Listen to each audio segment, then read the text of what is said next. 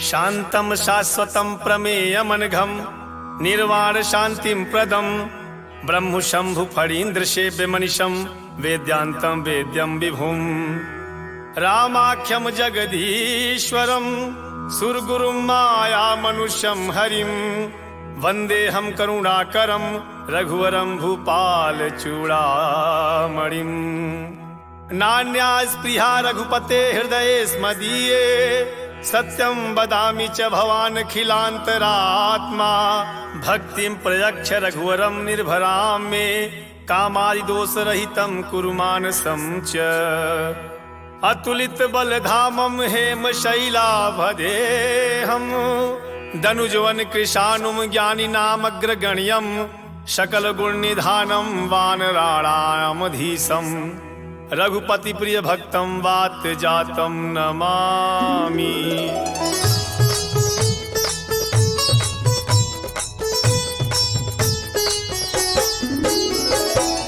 जामवंत के वचन सुहाए सुनि हनुमंत हृदय अति भाए तब लगी मोहि परखहु तुम भाई सही दुख कंद मूल फल खाई जब लगी आवहु सीतहि देखी होई है काजू मोहि हर कवि सेखी यह कही नाई सबनि कहूँ माथा चले हरस ही अधरी रघुनाथा सिंधु तीर एक भूधर सुंदर कौतुक कूदि चढ़ऊ ताऊ पर बार बार रघुबीर संभारी तरक्यऊ पवन तनय बल भारी जहि गिरि चरण देई हनुमंता चले सोगा पाताल तुरंता जिमिया मोघ रघुपति करबाना एहि भांति चलऊ हनुमाना जल निधि रघुपति दूत बिचारी तय मैनाक होहि श्रमहारी हनुमान तहि परसा कर पुनि कीन प्रणाम राम काज कीन्हे बिनु मोहि कहाँ विश्राम मोहि कहाँ विश्राम जात पवन सुत देवन देखा जाने कहूँ बल बुद्धि विसेखा सुरसा नाम यही न कई माता पठैन आई कही तेहि बाता आज सुरन मोहि दीन आहारा सुनत बचन कह पवन कुमारा राम काजु करी फिरी मैं आवऊं सीता कई सुधि प्रभु ही सुनावई तब तब बदन पैठी हऊ आई सत्य कहूँ मोहि जान दे माई कवन उजतन दे नहीं जाना गससिन मोहि कहूँ हनुमाना जो जन भरित ही बदन पसारा कपि तनु कीन दुगुन विस्तारा सोरह जो जन मुखते जयऊ तुरत पवन सुत बत्तीस भयऊ जस जस सुरसा बदनु बढ़ावा तासु दून कपि रूप दिखावा सत जो जन तेहि आनन कीन्हा अति लघु रूप पवन सुत लीन्हा बदन पैठी पुनि बाहिर आवा मागा विदाता ही सिरुनावा मोहि सुरन जहि लागी पठावा बुद्धि बल मरमु तोर मैं पावा राम काज सब करी हूँ तुम बल बुद्धि निधान आशीष दे गई सो हरस चले हनुमान हरस चले हनुमान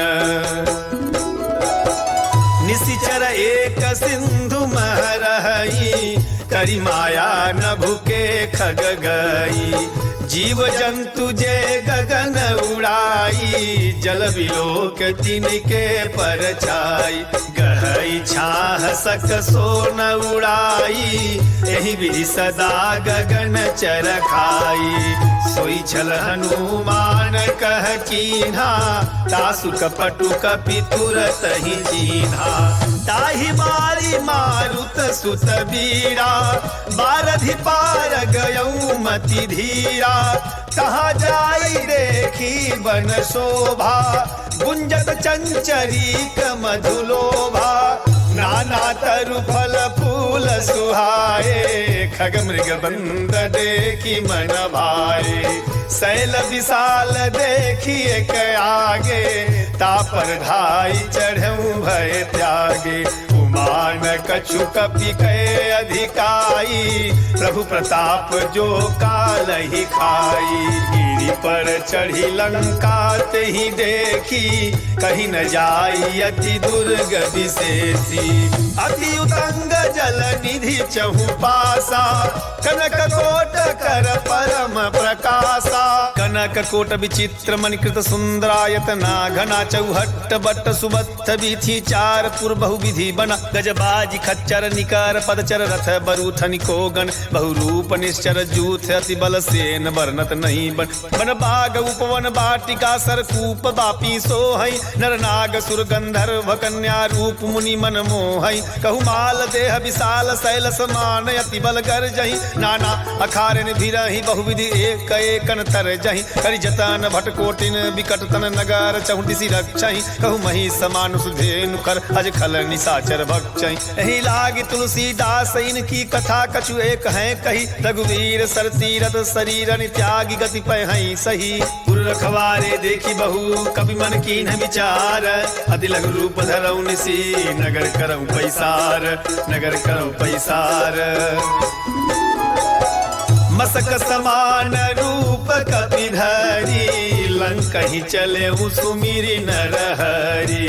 नाम लंकिनी एक निशिचरी, सो कह चले सि मोहि निंदरी। जान ही नहीं मरम सठ मोरा, मोर आहार जहाँ लगी चोरा। मुठिका एक महाकपिहनी, रुधिर बमत धरनी ठनमनी।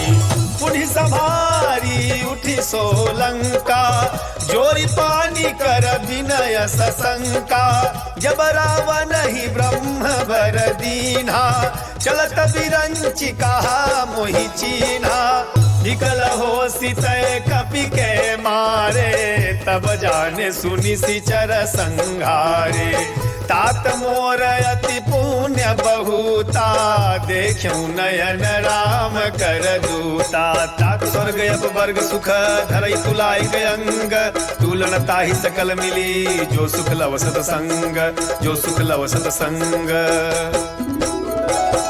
प्रविश नगर की जय सब काजा, हृदय राखी कौशलपुर राजा।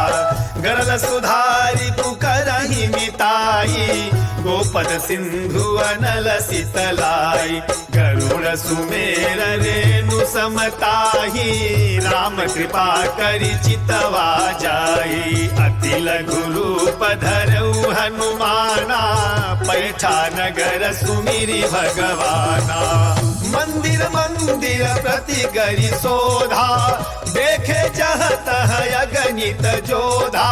गयउ दशानन मंदिर माही, अति विचित्र कहीं जात सुनाही। शयन किए देखा कपिते ही, मंदिर महु न दीखी बई देही। भवन एक पुनि दीख सुहावा, हरि मंदिर तह दीन बनावा। रामायुध अंकित गृह शोभा बरन न जाई, नव तुलसी का वृंदतः देखी हरस कपिराई, देखी हरस कपिराई। लंका निशिचर निकर निवासा, यहाँ कहा सज्जन कर वासा। मन महु तरक करई कपिलागा, तेहि समय विभीषण जागा। राम राम तेहि सुमिरन कीन्हा, हृदय हरस कपि सजन चीन्हा। एहि सन हठि करि हऊ पहिचानी, साधु ते होई न कारज हानि। विप्र रूप धरि बचन सुनाए, सुनत विभीषण उठित आए। करि प्रणाम पूछी कुशलाई, विप्र कहऊ निज कथा बुझाई।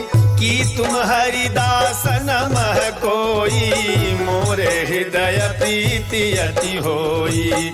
कि तुहरा मुदीन अनुरागी आयहु मोहि करन बड़ भागी। तब हनुमंत कही सब राम कथा निज नाम सुनत जुगल तन पुलक मन मगन सुमिरि गुण ग्राम मगन सुमिरि गुण ग्राम। सुनहु पवन सुत रहनी हमारी जिमि दसननि महु जीव बिचारी। तात कबहु मोहि जानी अनाथा करिहै कृपा भानुकुल नाथा। तामस तनु कछु साधन नाही प्रीति न पद सरोज मन माही। अब मोहि भरोस हनुमंता बिनु हरि कृपा मिलहि नहीं संता। जो रघुवीर अनुग्रह कीन्हा तो तुम मोहि दरसु हठि दीन्हा। सुनहु विभीषण प्रभु कई रीति करहि सदा सेवक पर प्रीति। कहूँ कवन मैं परम कुलीना कपि चंचल सबहि विधिहीना। प्रात ले जो नाम हमारा तहि दिन ताहि न मिलै आहारा। असमय अधम सखा सुनु मोहु पर रघुवीर कीन्ही कृपा सुमिरि गुण भरे बिलोचन नीर भरे बिलोचन नीर। जानत हूँ अस स्वामी विसारी फिरहि ते काहे न होई दुखारी। एहि विधि कहत राम गुण गामा पावाय निर्वाच विसामा। पुनि सब कथा विभीषण कही जहि विधि जनक सुता तह रही। तब हनुमंत कहा सुनु भ्राता देखी चहु जानकी माता। जुगुति विभीषण सकल सुनाई चले पवन सुत विदा कराई। कर सोई रूप गयऊ पुनीत हवा बनय शोक सीता रह जहवा। देखी मनहि महु कीन प्रणामा बैठहि बीति जात निस जामा। कृष तनु शीस जटा एक बेनी जपति हृदय रघुपति गुण श्रेणी। निज पद नयन दिए मन राम पद कमल लीन परम दुखी भा पवन सुत देखी जानकी दीन देखी जानकी दीन। तल पल्लव महुरा लुकाई करई विचार करो का भाई। तही अवसर रावनु तह आवा संग नारी बहु किए बनावा। बहु विधि खलसी तही समुझावा सामदान भय भेद दिखावा। कह रावनु सुनु सुमुखी सयानी मंदोदरी आदि सब रानी। तब अनुचरी करऊ पन मोरा एक बार बिलोकु मम ओरा। तिन धरोट कहत बई देही सुमिरि अवधपति परम सनेही। सुनु दस मुख खद्योत प्रकाशा कबहु किनलनी करई विकासा।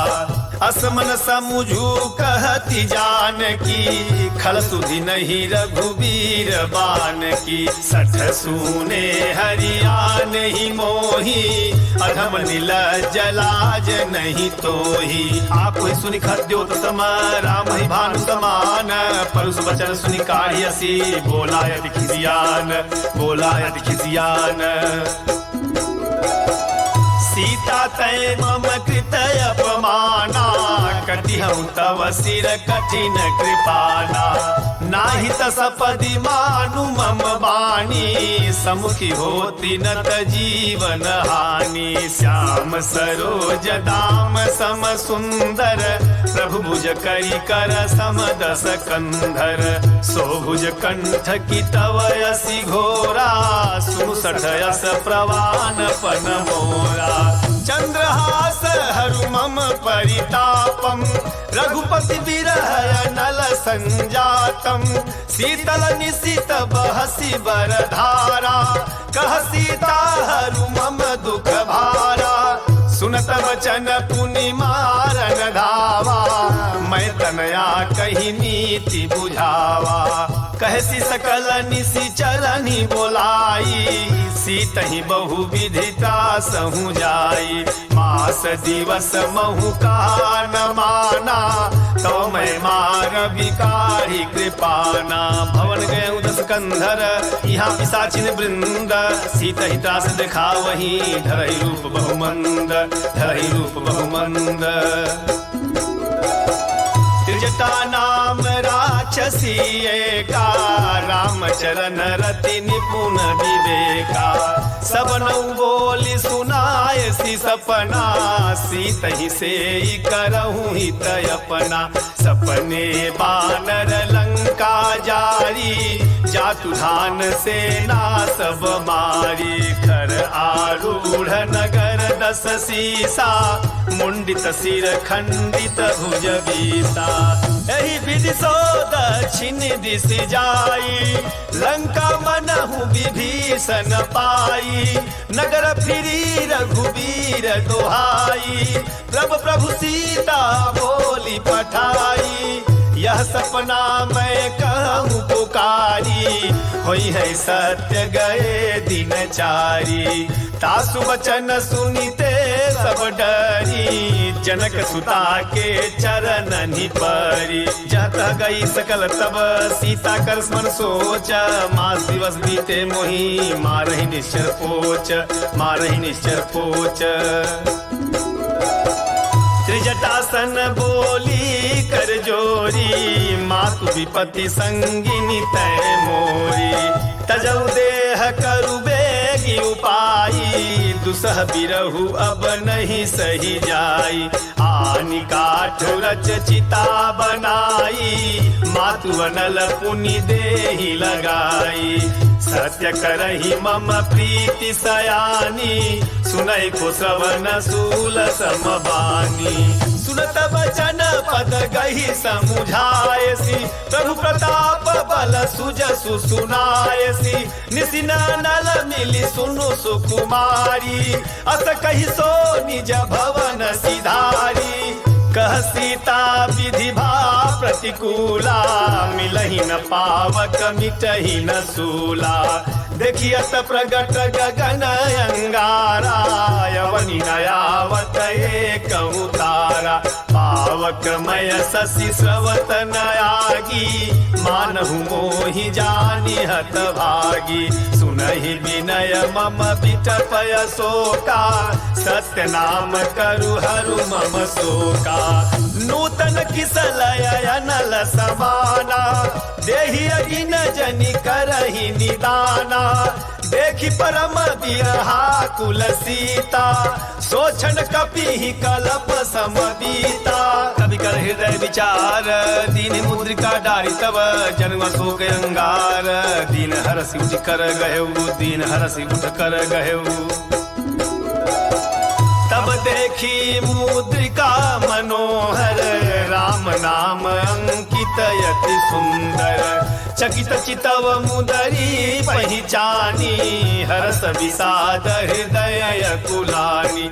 जीति को सकय अजय रघुराई, माया ते असी रचि नहीं जाई। सीता मन विचार कर नाना, मधुर बचन बोलऊ हनुमाना।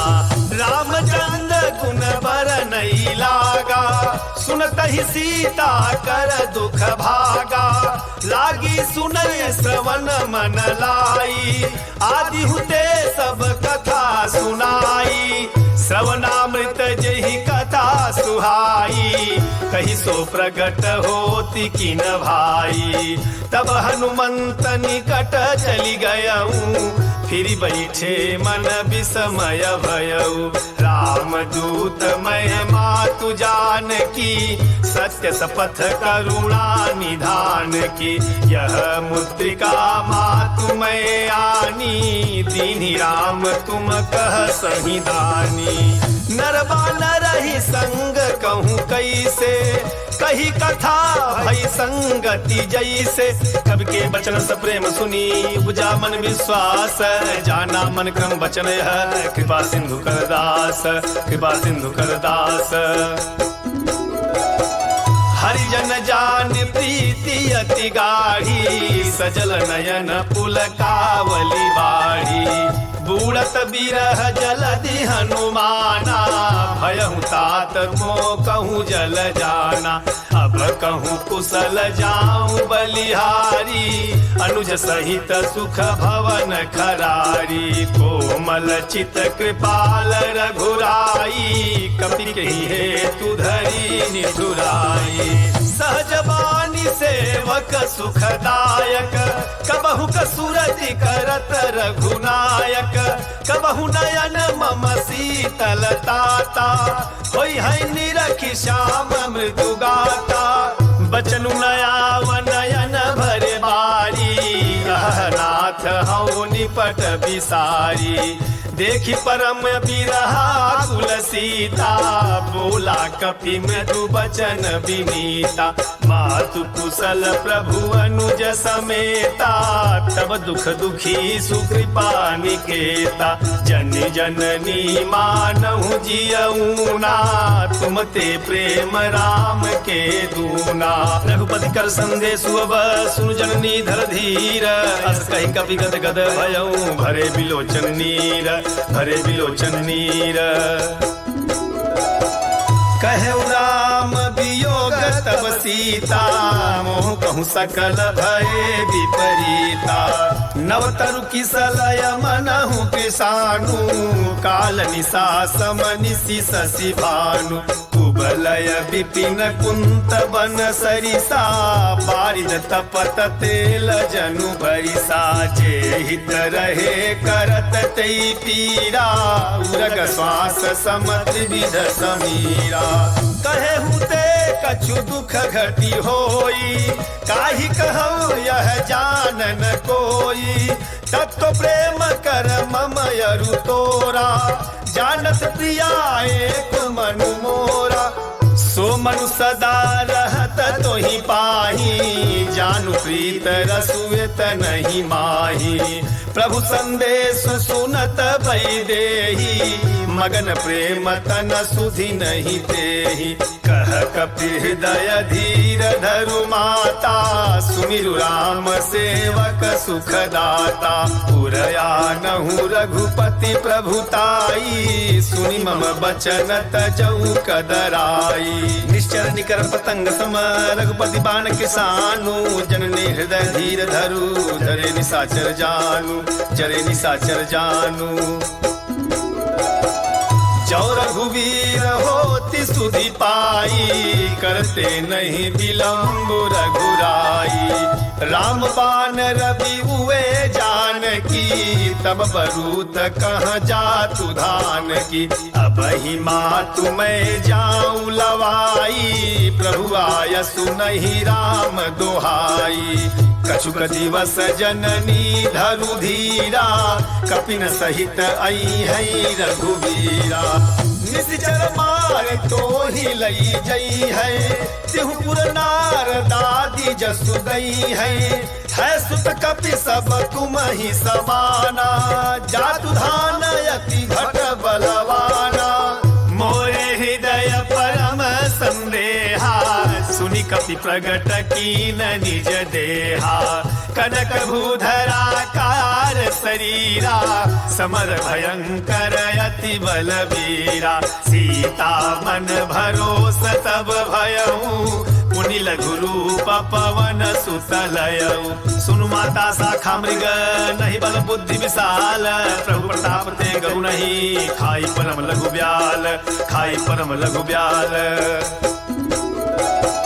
मन संतोष सुनत कपिबानी भगति प्रताप तेज बलसानी आशीष दीन्हि राम प्रिय जाना हो तात बलशील निधाना अजर अमर गुण निधि सुत हो करहु बहुत रघुनायक छोहु करहु कृपा प्रभु अस सुनि काना निर्भर प्रेम मगन हनुमाना बार बार नायसी पद सीसा बोला वचन जोर कर कीसा अब कृत कृत्य भयऊ मैं माता आशीष तव अमोघ विख्याता सुनहु मात मोहि अतिशय भूखा लागी देखी सुंदर फल रूखा सुन सुत करहि विपिन रखवारी परम सुभट रजनी चर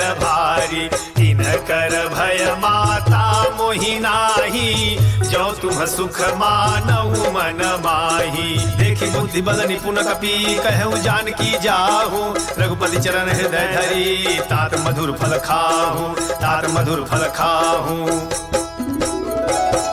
चले 79 रुपए ठेऊ बागा फल खाए सीतरु तो रही लागा रहे तहाँ बहु भट रखवारे कछु मारे से कछु जाई पुकारे नाथ एक आवा कपि भारी यही अशोक बाटिका उजारी खाए से फल अरु बिटप पारे रक्षक मर्दी मर्दी मही डारे सुनि रावण पठये भट नाना तिनहि देखी गरजऊ हनुमाना सब रजनी चर कपि संघारे गए पुकारत कछु अध मारे पुनि पठयऊ तेहि अक्ष कुमारा चला संग लई सुभट अपारा आवत देखी बिटप गही तर जा ताहि निपाति महाधुनि गर जा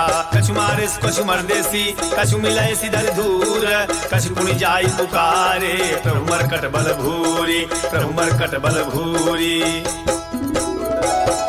सुनि सुत बधलंके सरिसाना पठैस मेघनाद बलवाना मारस जन सुत बाधे सुताही देखिए कपि कहा कर आही चला इंद्रजित अतुलित जोधा बंधु निधन सुनि उपजा क्रोधा कपि देखा दारुण भट आवा कटकटाई गर जाय अरुधावा अति विशाल तरुए उपारा बिरथ कीन लंकेश कुमारा रहे महाभटता के संगा गही गही कपि मर दई निज अंगा तिनहि निपाति ताहि सन बाजा भिरे जुगल मानहु गज राजा मुठिका मारी चढ़ा तरु जाई ताहि एक क्षण मूर्छा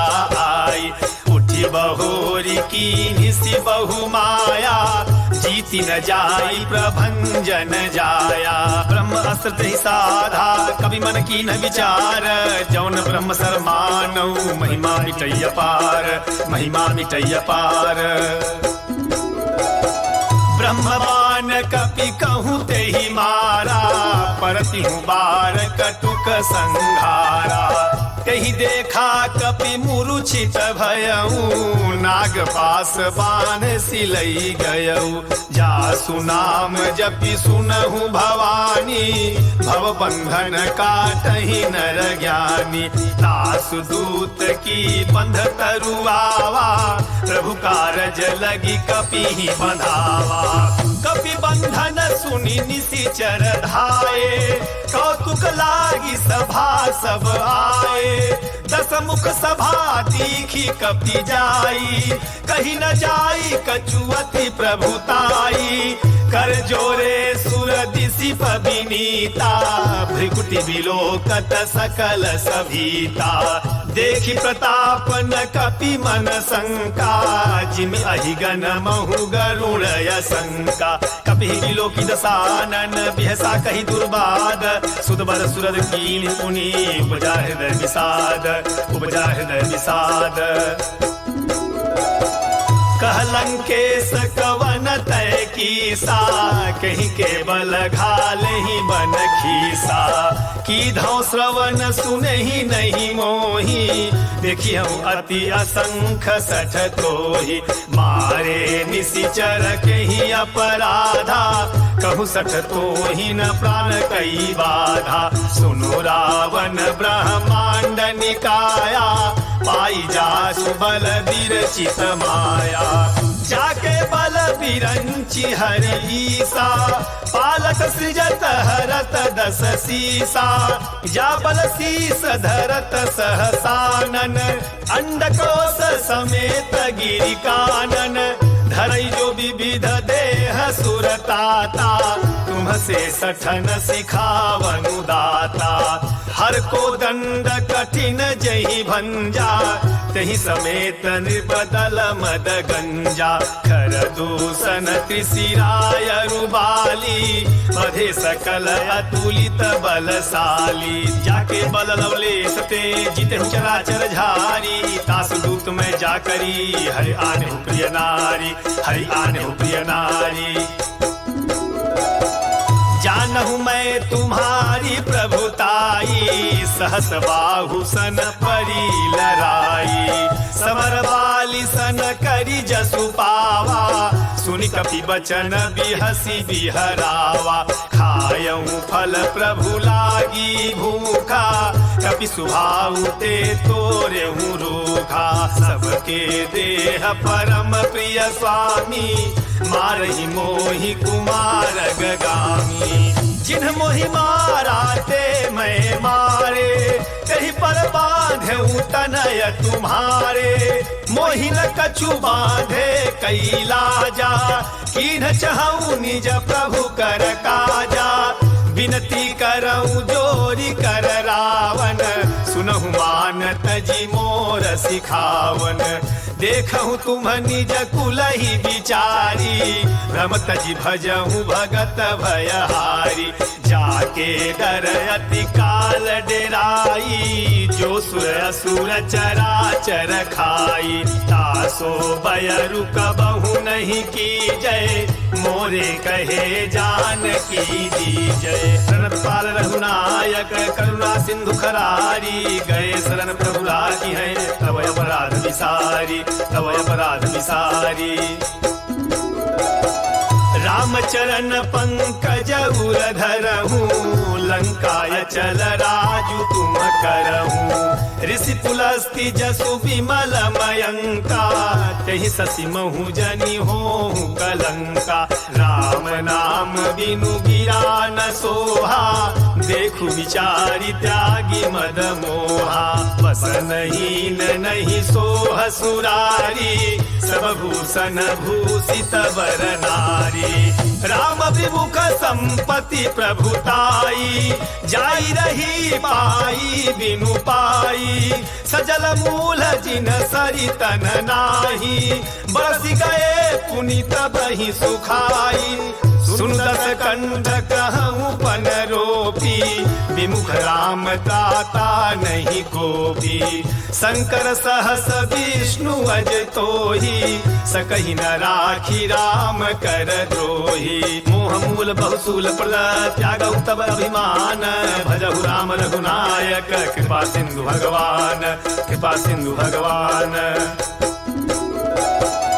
यद्यपि कहीं कपि अति हित बानी, भगति विवेक बिरति नयसानी, बोला बिहसी महाअभिमानी, मिला मही कपि गुण बड़ ज्ञानी, मृत्यु निकट आई खल तोही, लागे सि अधम सिखावन मोही, उल्टा हुई है कह हनुमाना, मति भ्रम तोर प्रगट मैं जाना, सुनि कपि बचन बहुत खिसियाना, बेगिन हरहु मूढ़ कर प्राणा, सुनत निशाचर मारन धाये, सचिवन सहित विभीषण आए, नाई शीस करि विनय बहुता, नीति विरोध न मारिय दूता, आन दंड कछु करई गोसाई, सबही कहा मंत्र भल भाई, सुनत बिहसी बोला दस कंधर, अंग भंग करी पठैया बंदर, अब के ममता पूछ पर सबही कहो समुझाई, तेल बोरी पट बांधि पुनि पावक देहु लगाई, पावक देहु लगाई, पूछहीन बानर तह जाई, तब सठ निज नाथ ही लई आई, जिनके कीन्ही सी बहुत बड़ाई, देखऊं मैं तिनके प्रभुताई। वचन सुनत कपि मन मुस्काना, भई सहाय सारद मैं जाना। जातु धान सुनि रावण बचना, लागे रचय मूढ़ सोई रचना। रहा न नगर बसन घृत तेला, बाढ़ी पूछ कीन कपि खेला। कौतुक कह आए पुरवासी, मारहि चरण करहि बहुहासी। बाजहि ढोल देहि सब तारी, नगर फेरी पुनि पूछ प्रजारी। पावक जरत देखी हनुमंता, भयउ परम लघु रूप तुरंता। नीबू की चढ़ऊ कपि कनक अटारी, भई सभी तनि साचर नारी। हर पीड़ित ही अवसर चले मरुत 49, अट्टहास करि घर जा कभी बड़ी लाग आकाश, कभी बड़ी लाग आकाश। देह विशाल परम हलुआई, मंदिर ते मंदिर चढ़ाई। जरई नगर भालोग बिहाला, झपट लपट बहु कोटि कराला। तात मातुहा सुनिय पुकारा, यही अवसर को हम ही उबारा। हम जो कहा कपि नहीं होई, बानर रूप धरे सुर कोई। साधु अवज्ञा कर फलु ऐसा, जरई नगर अनाथ कर जैसा। जारा नगर निमिष एक माही, एक विभीषण कर गृह नाही। ताकर दूत अनल जहि सिरिजा, जरा न सोते ही कारण गिरिजा। उलट पलटी लंका सब जारी, कूदी परा पुनि सिंधु मजारी। पूछ बुझाई खोई श्रम धरि लघु रूप बहोरी, जनक सुदा के आगे ठाड़ भयउ कर जोरी, ठाड़ भयउ कर जोरी। मातु मोहि दीजे कछु चीन्हा, जैसे रघुनायक मोहि दीन्हा। चूड़ामणि उतारी तब दयऊ, हर्ष समेत पवन सुतलयऊ। कहूँ तात अस मोर प्रणामा, सब प्रकार प्रभु पूरन कामा।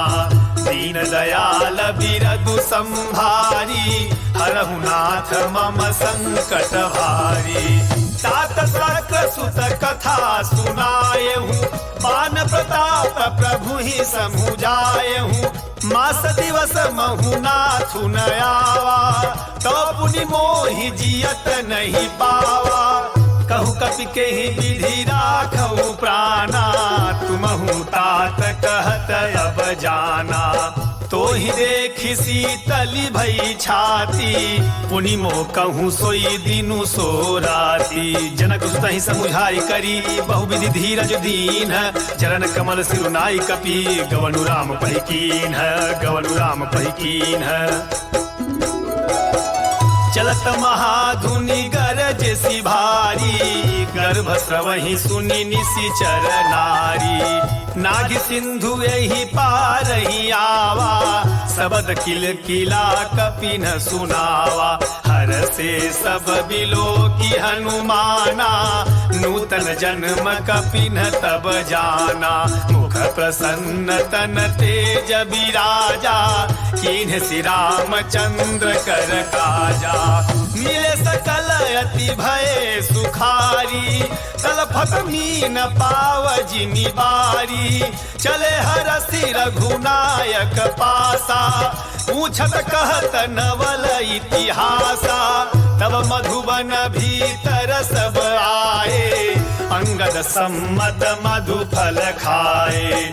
रखवारे जब बरजन लागे, मुष्टि प्रहार हनत सब भागे। जाई पुकारे ते सब मन उजार जुबराज, सुन सुग्रीव हरस कपि करियाए प्रभु काज, करियाए प्रभु काज।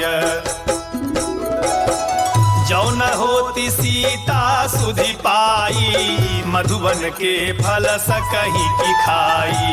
यही विधि मन विचार कर राजा, आई गए कपि सहित समाजा। आई सबनि नावा पद सीसा, मिले सबनि अति प्रेम कपीसा। पूछी कुशल कुशल पद देखी, राम कृपा भागा जु विशेषी। नाथ काज कीन्हु हनुमाना, राखे सकल कपिन के प्राणा। सुन सुग्रीव बहुरी तेहि मिलेऊ, कपिन सहित रघुपति पहि चलेऊ। राम कपिन जब आवत देखा, किए काजु मन हरस विसेखा। फटिक शिला बैठे गौ भाई, परे सकल कपि चरणनि जाई। प्रीति सहित सब भेटे रघुपति करुणा पुंज, पूछी कुशल नाथ अब कुशल देखि पद कंज। कुशल देखि पद कंज जामवंत कह सुनु रघुराया, जा पर नाथ करहूँ तुम दाया। ताहि सदा शुभ कुशल निरंतर, सुर नर मुनि प्रसन्नता ऊपर। सोई विजयी विनयी गुण सागर, तासु सुजसु त्रैलोक उजागर। प्रभु की कृपा भयउ सब काजू, जन्म हमार सुफल भायाजू। नाथ पवन सुत कीन्ही जो करनी, सहसहु मुख न जाई सो बरनी। पवन तनय के चरित सुहाए, जामवंत रघुपति सुनाए। सुनत कृपा निधि मन अति भाए, पुनि हनुमान हरसहि लाए। कहूँ तात के ही भांति जानकी, रहति करति रक्षा स्वप्राण की। नाम पाहरु दिवस निसी, ध्यान तुम्हार कपाट। लोचन निज पद जंत्रित, जाहि प्राण के ही बाट। जाहि प्राण के ही बाट। चलत मोहि चूड़ामणि दीन्ही, रघुपति हृदय लाई सोई लीन्ही। नाथ जुगल लोचन भरि बारी, बचन कहे कछु जनक कुमारी। अनुज समेत गहु प्रभु चरना, दीन बंधु प्रणतारति हरना। मन क्रम बचन चरण अनुरागी, कहीं अपराध नाथ हूँ त्यागी। अवगुण एक मोर मैं माना, बिछुरत प्राण न कीन्ह बयाना। नाथ सो नयन को अपराधा, निसरत प्राण करई हठि बाधा। बिरह अगिन तनु तूल समीरा, श्वास जरई छन माही शरीरा। नैन स्रवहि जलु निज हित लागी, जलई न पाव देह बिरहागी। सीता कई अति विपति विशाला, बिनहि कहे भली दीन दयाला। निमिष निमिष करुणा निधि, जाहि करब समबीति। बेगी चली प्रभु आनिय, भुजबल खल दल जीति। भुजबल खल दल जीति। सुनि सीता दुख प्रभु सुख अयना, भरी आए जल राजीव नयना। बचन काय मन मम गति जाहि, सपन बूझिय विपत की ताहि। कह हनुमंत विपति प्रभु सोई, जब तब सुमिरन भजन न होई। केतिक बात प्रभु जातु धान की, पुहि जीति आन भी जान की। सुन कपि तोहि समान उपकारी, नहीं कहु सुर नर मुनि तनुधारी। प्रति उपकार करऊँ का तोरा, सन्मुख होई न सकत मन मोरा। सुन सुत तो ही उरिन मैं नाही, देखूं करी विचार मन माही। पुनि पुनि कपि चितव सुरताता, लोचन नीर पुलक यति गाता। सुन प्रभु बचन बिलो की मुख, गात हरसि हनुमंत। चरण परे प्रेमाकुल, त्राहि त्राहि भगवंत। त्राहि त्राहि भगवंत।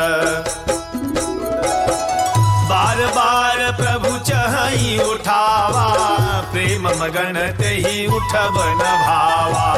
प्रभु कर पंकज कपि के सीसा, सुमिरि सुदशा मगन गौरीसा। सावधान मन करि पुनि शंकर, लागे कहन कथायति सुंदर। कपि उठाई प्रभु हृदय लगावा, कर गई परम निकट बैठावा। कहु कपि रावण पालित लंका, कही विदित है दुर्गयति बंका। प्रभु प्रसन्न जाना हनुमाना, बोला वचन विगत अभिमाना।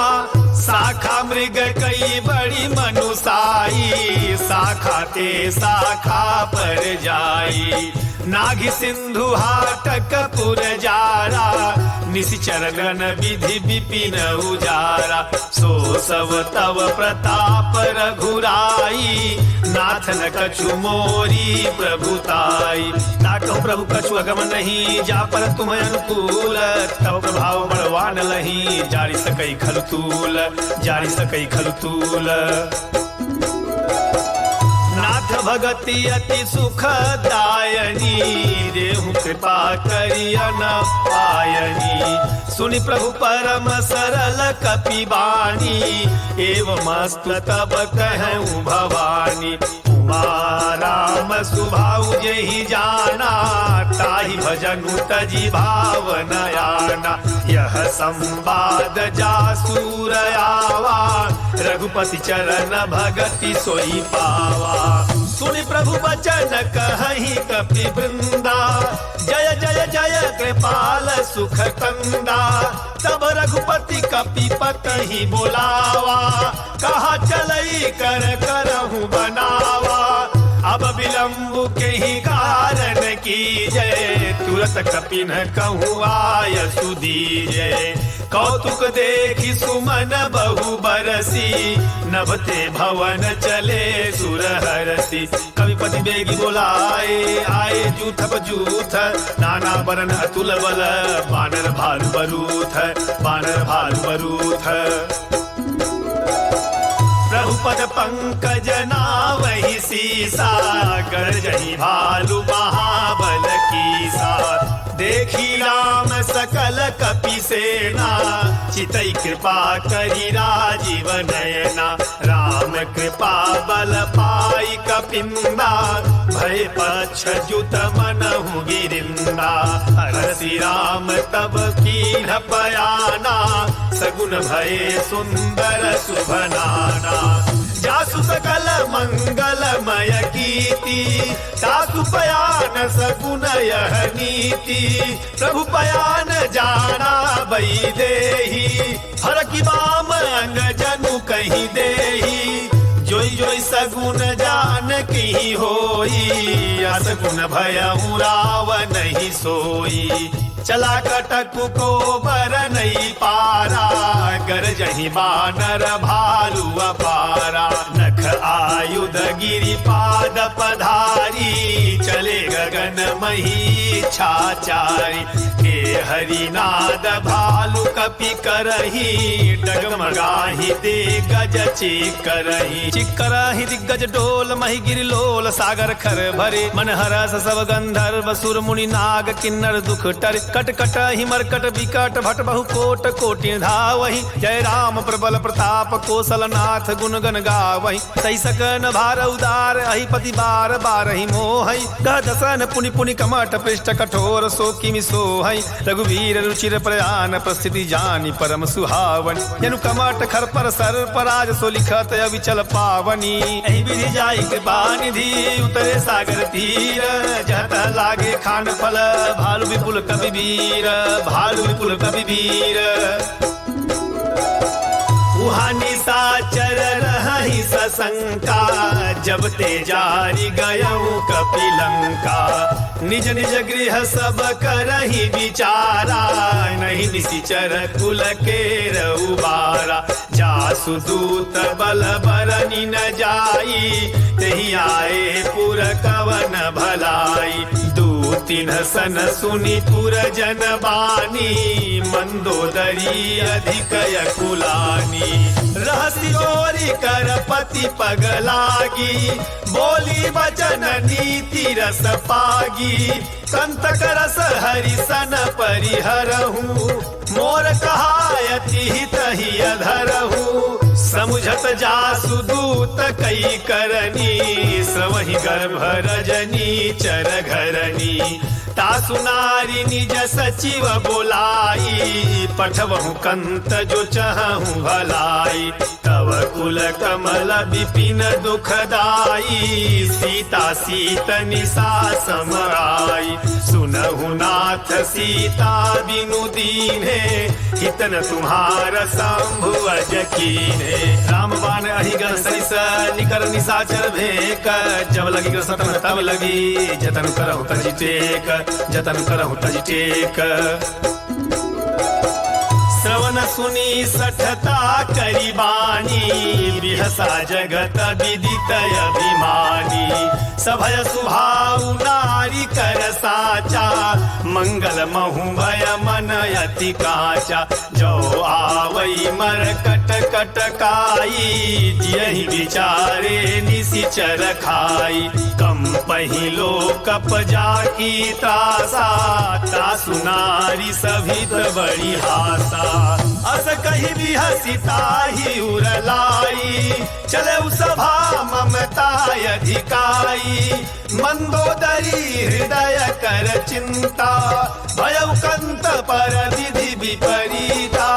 बैठऊ सभा खबरी सिपाही, सिंधु पार सेना सब आई।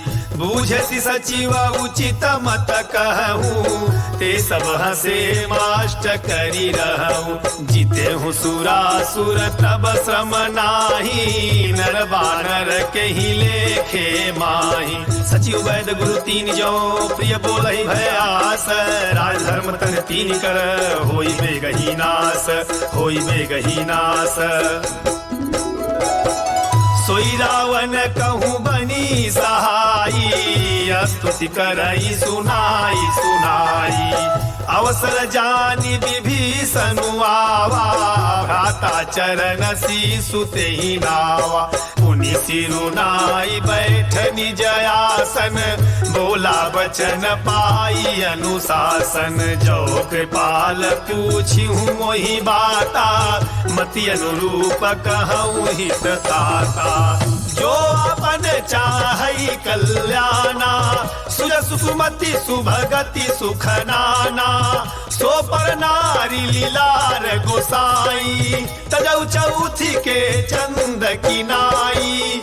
14 भुवन एक पति होई, भूत द्रोह तिष्ठ ही नहीं सोई। गुण सागर नागर नर जो, अल्प लोभ भल कहि न को। काम क्रोध मद लोभ सब नाथ न रखे पंथ, सब परिहर रघुबीर ही। भजहु भजहि जय संत, भजहु भजहि जय संत।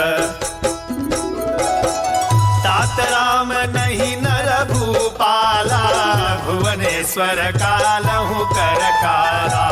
ब्रह्म नामय अज भगवंता, व्यापक अजित अनादि अनंता। गोद्विज धेनु देव हितकारी, कृपा सिंधु मानुष तनुधारी। जन रंजन भंजन खल व्राता, वेद धर्म रक्षक सुनु भ्राता। ताहि बयरु तजि नाई माथा, प्रणतारति भंजन रघुनाथा। देहुनाथ प्रभु कहूँ बई देही, भजहु राम बिनु हेतु सनेही। शरण गए प्रभु ताहु न त्यागा, विश्वद्रोह कृत अघ जेहि लागा। जासु नाम त्रयतापन सावन, सोई प्रभु प्रगट समुझ जिय रावण। बार बार पद लागऊं विनय करहु दस शीस, परिहरि मान मोह मद भजहु कौशलाधीश। मुनि पुलस्त निज शिष्य सन, कही पठई यह बात। तुरत सोमय प्रभु सन कही, पाई सु अवसर तात, पाई सु अवसर तात। मालवंत अति सचिव सयाना, तासु वचन सुन अति सुख माना। तात अनुज तव नीति विभूषण, सौर धरहु जो कहत विभीषण। त्रिपूत कर सकहत सठ दो, दूरी न करहु यहाँ है कोई। माल्यवंत गृह गयहु बहोरी, कहि विभीषण पुनि कर जोरी। सुमति कुमति सबके उर रही, नाथ पुराण निगम यस कही। जहाँ सुमति तहाँ संपत्ति नाना, जहाँ कुमति तहाँ विपत निदाना। तब उर कुमति बसी विपरीता, हित नहित मानहु रिपु प्रीता। काल राति निशिचर कुल केरी, एहि सीता पर प्रीति घनेरी। तात चरण गहि मागऊँ, राखऊ मोर दुलार। सीता देहु राम कहूँ, अहित न होई तुम्हार, अहित न होई तुम्हार। बुध पुराण श्रुति सम्मत वाणी, कही विभीषण नीति बखानी। सुनत दसानन उठा रिसाई, खल तुहि निकट मृत्यु अब आई। जियसि सदा सठ मोर जियावा, रिपु कर पक्ष मूढ़ तुहि भावा। कहसी न खलयस को जग माही, भुजबल जाहि जिता मैं नाही। मम पुर बसी तपसिन पर प्रीति, सठ मिलु जाइति नहीं कहूँ नीति। अस कही कीन्हे सि चरण प्रहारा, अनुज कहे पद बारहि बारा। उमा संत कही है बड़ाई, मंद करत जो करई भलाई। तुम पितु सरिस भले ही मोहि मारा, राम भजे हितनाथ तुम्हारा। सचिव संग लई नभ पथ गयऊ, सबहि सुनाई कहत यस भयऊ। राम सत्य संकल्प प्रभु सभा काल बस तोरी। मैं रघुवीर शरण अब जाहु देहु जनि खोरी, जाहु देहु जनि खोरी।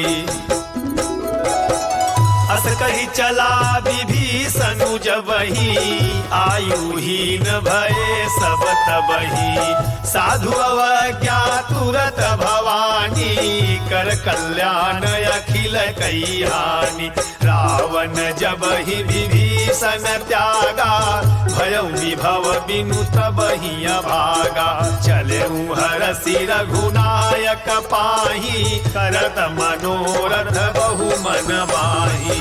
देखी हम जाई चरण जल जाता, अरुण मृदुल सेवक सुखदाता। जे पद परसि तरी ऋषि नारी, दंडक कानन पावनकारी। जे पद जनक सुता उरलाए, कपट कुरंग संग धर धाये। हरउर सर सरोज पद जेई, अहो भाग्य मैं देखी हूँ तेई। जिन पायन के पादुकनी भरत रहे मन लाई, ते पद आज बिलो के हूँ इन नैनन अब जाई, इन नैनन अब जाई। एहि विधि करत सप्रेम विचारा, आयऊ सपदि सिंधु एहि पारा। कपिन विभीषण आवत देखा, जाना कौरि पुदूत विसेखा। ताहि राखी कपिस पहि आए, समाचार सब ताहि सुनाए। कह सुग्रीव सुनहु रघुराई, आवा मिलन दसानन भाई। कह प्रभु सखा बूझिए कहा, कहीं कपीस सुनऊ नर नाहा। जानी न जाई निशाचर माया, काम रूप के ही कारण आया। भेद हमार ले न सठयावा, राखिय बांधी मोहि असभावा। सखा नीति तुम नीक विचारी, मम पन शरणागत भयहारी। सुनि प्रभु बचन हरस हनुमाना, शरणागत बच्छल भगवाना। शरणागत कहूँ जे तजही निज नहीं तनुमानी। तेनर पावर पापमय कि नहीं बिलोकत हानि, कि नहीं बिलोकत हानि। कोटि विप्र बधला गही जाहू, आए शरण तजहु नहीं ताहू। सनमुख होई जीव मोहि जबहि, जन्म कोटि अघना सही तबहि। पापवंत कर सहज सुभाऊ, भजन मोरि तेहि भावन काऊ। जो पै दुष्ट हृदय सोई होई, मोरे सनमुख आवति सोई। निर्मल मन जन सो मोहि पावा, मोहि कपट छल छिद्र न भावा। भेद ले न पठवा दस सीसा, तब हुन कछु भय हानि कपीसा। जगमहु सखानि साचर जेते, लक्ष्मण हनई निमिष महु तेते। जो सभी तयावा सरनाई, रखी हूँ ताही प्राण की नाई। उभय भात तही आनहु, हंस कह कृपा निकेत। जय कृपाल कहीं कभी चले, अंगद हनु समेत, अंगद हनु समेत।